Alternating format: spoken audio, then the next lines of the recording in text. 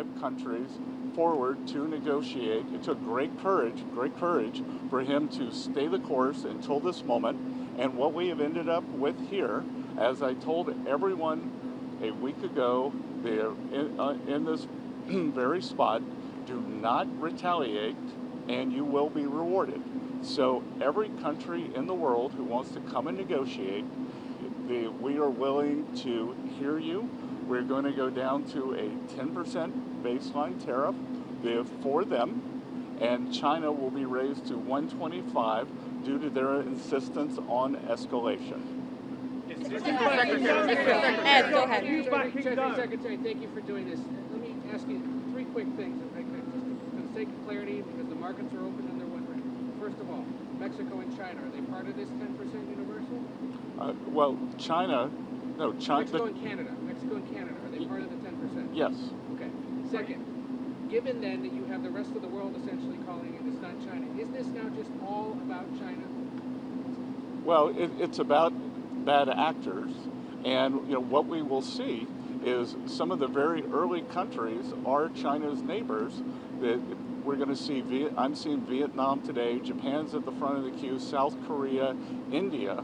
So we will see. And as I've repeatedly said, and President Trump has been saying it for years, China is the most imbalanced economy in the history of the modern world, and they are the biggest source of the U.S. trade problems. And indeed, they are problems for the rest of the world, because what we've seen is that as the U.S. announced a tariff wall last week, many of those goods have already started flooding into Europe. So as you see it now, this trade war is China versus the rest of the world? Well, I'm not calling it a trade war, but I am saying that China has escalated, and President Trump responded very courageously to that, and we are going to work on a solution with our trading partners.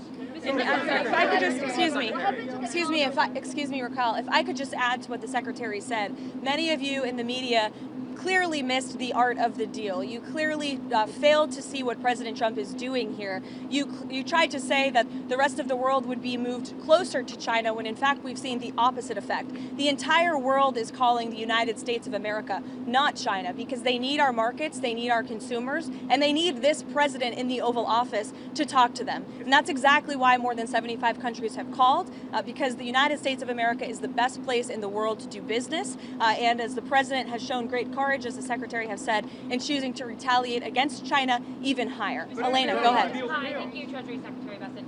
Can you explain more of the decision-making on what feels like a reversal here? I mean, just these went into effect less than 15 hours ago, these tariffs. Why the pause now? What led to that?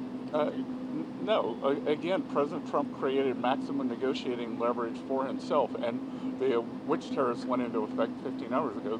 The ones that we have lowered went into effect a week ago. They were announced a week ago, and we've just been overwhelmed by the response from mostly our allies who want to come and negotiate in good faith. So we are expecting them to come with their best deal.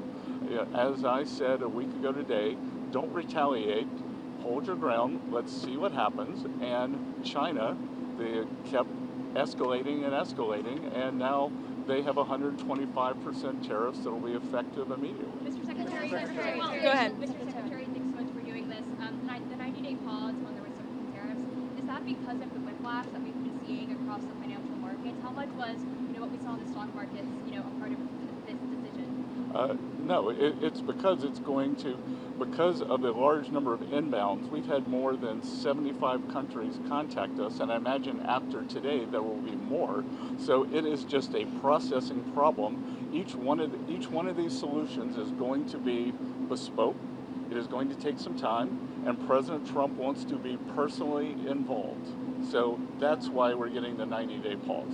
Emily. Clarification. Mr. Secretary, there was a tweet that you and Secretary Bessent were in the Oval Office with the President talking about this. Can you talk about what that conversation was like and what you guys said to one another that led to this decision?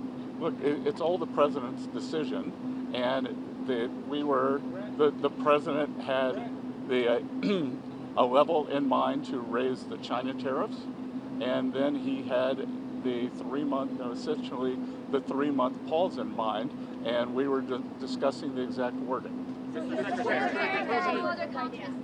Sorry? Of course. It's the president's decision. It's the president's decision. It was the president's decision to wait until today. And again, as I've said in the past, no one creates leverage for himself like President Trump. Mr. Secretary. Shelby, go ahead. Mr. Secretary, what does the president want to see by this, I think it's July 9th deadline to keep things paused? Is it just trade barriers coming down, or is it more than that? Well, these are trade negotiations, but if countries want to come and offer other things, I talked about yesterday that we are thinking about a big LNG project in Alaska that South Korea, Japan, Taiwan are interested in financing and taking a substantial portion of the offtake. But again, in essence, that is trade because it will decrease the trade deficit that we have with those countries. So everything's on the table. Raquel, go ahead. Secretary, a clarification on the pause. What happened to those countries who just had 10% baseline tariffs, like Brazil and others? Are they still going to have this 90 days pause? Because you were saying that there will be a tariff of 10% for others. So what happened to those who just had a 10%? Yeah, that's going to remain. And do you call this an embargo to China? Pardon? You call this an embargo to China, a trade embargo? Well, I'm not sure what you mean by the word embargo. 125% tariffs, like on those, and then it impose 84%. Isn't this an embargo? Well, it's not. It's China's decision that we have the deficit with them. They sell us almost 5 times what we sell them. So again, I think it's an own goal by China. Mr. Secretary. Meredith. Mr. Secretary, with this, does this signal that you're confident that you're going to be able to strike a satisfactory deal with all these 75 nations that have approached you? It signals that President Trump cares about trade and that we want to negotiate in good faith. And as I said, each one of these is going to be a separate, bespoke negotiation. So we are confident that having seen the other side of where this could go, and it was like I said last week, the market didn't understand. Those were maximum levels. The countries can think about those levels as they come to us to bring down their tariffs, their non-tariff trade barriers. We're going to discuss currency manipulation, subsidy of labor, and industry. Secretary, as far as you, will the pause also apply to the sectoral tariffs that the president has announced, pharma, lumber, anything else? No, it's on the reciprocal. So those will still be coming here soon, right? Mr. Correct. Secretary, as far as the negotiations with the 75 Andrea, go countries, ahead. Mr. Secretary, so I want to ask you about what you're doing here. So the market is reacting crazily, right? I haven't seen it. Do you think that this move is going to sort of change or calm down the market reaction? What? Do you think the markets have tanked, right? There's been a lot of volatility in the market, not just in terms of stock markets, but also in terms of bonds. So will this move, in your mind, do you anticipate that this is going to calm the markets down? Well, I think what we've seen, I think the willingness by more than 75 countries to come and negotiate, I think now the market understands that everything they saw last Wednesday was a ceiling, and now we have a 10% temporary floor, and I think the market, my 35 years in the market, I always wanted certainty, so I think we've got more certainty. But Mr. Secretary, Maggie, go ahead. Mr. Secretary, why do people assume this is the last word? The president began this morning saying, be cool. 5 hours later, he announces a new policy. Why will investors in the market assume that this is it? Because, again, as I said, we've given 90 days, and the only certainty we can provide is that the U.S. is going to negotiate in good faith, and we assume that our allies will too. And in terms of certainty, we will see what China does. But what I'm certain of is that what China is doing will affect their economy much more than it will ours, because they have an export-driven, flood the world with cheap export models, and the rest of the world now understands because when we put up our tariff wall, those exports were already flowing to the rest of the G7 and to the global south. And you think Mr. Jackie, Secretary, go ahead. Mr. Secretary, how much of this decision was driven by the bond market cratering overnight? What is happening with bonds? Is China selling their bonds?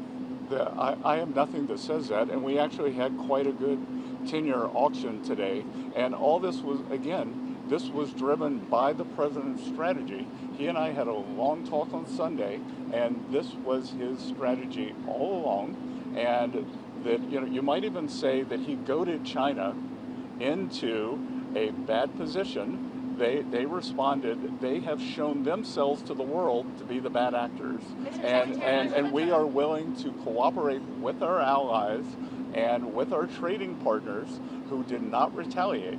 It wasn't a hard message. Don't retaliate. Things will turn out well. What's your message to the Politico article Mr. saying that Secretary, the countries were these getting called back. negotiations with these 75 countries, how long will that take? Will it be a matter of weeks? Will it be a matter of months? Do you expect financial markets to be stable during that time period? Well, we've started with a 90-day pause, and we will see if more countries turn up, what will happen. But we have a meeting with Vietnam today, and we have one of the largest trade deficits with them, so I'm hoping it will move in a good direction. I was at the Japanese ambassador's house last night for the Cherry Blossom Festival, which was quite festive, and he and I had a good chat. They are going to send a deal team over. So we'll see. These are complicated negotiations. These are imbalances that have taken decades to create. But I think having seen the maximum level that Donald Trump is willing to go to, President Trump has created this negotiating leverage. Excuse me, everybody. Excuse me.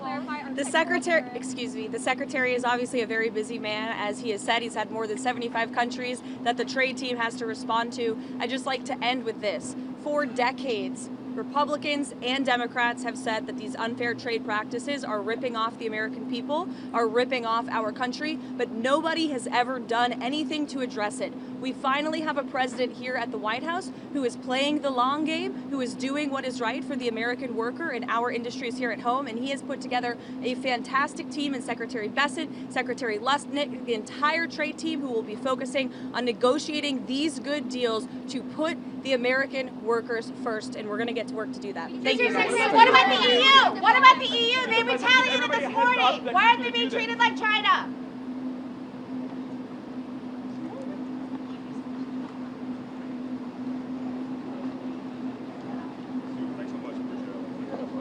Hey, Elena, can I get that statement?